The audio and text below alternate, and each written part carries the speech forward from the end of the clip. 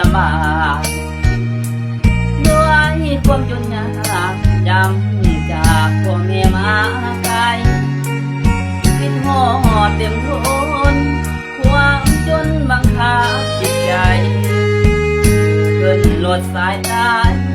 หัวใจห่วงหลายบ้านเฮาย้อนความจนและความหูตังอาชีพประจำห้องลำก็สวยมันเท่ารางวัลสอบแพงออกแยงเป็นรถให้เขาก็สวยแบ่งเบา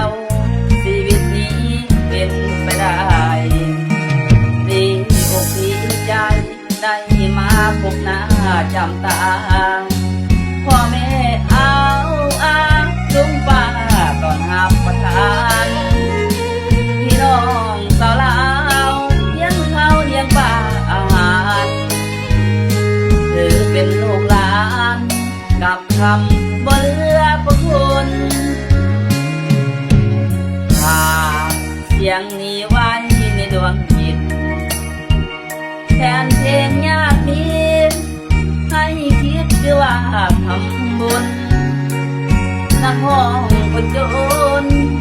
คนนี้บ่ขอลืมลงสุดท้ายมีตาการุณ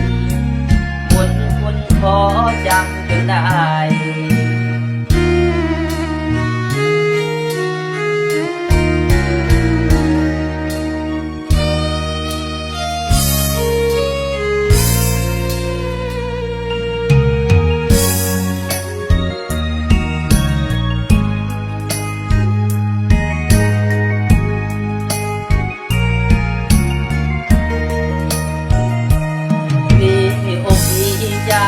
ได้มาพบหน้า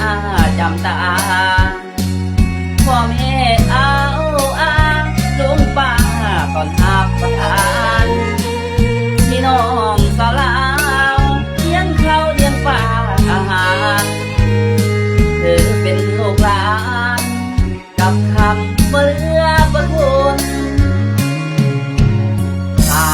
กเสียงนี้ไว้ในดวงจิตแทนเพลงยากนี้ให้คิดด้วยว่าทำบุญนักห้องคนจนคนนี้ก็ขอลื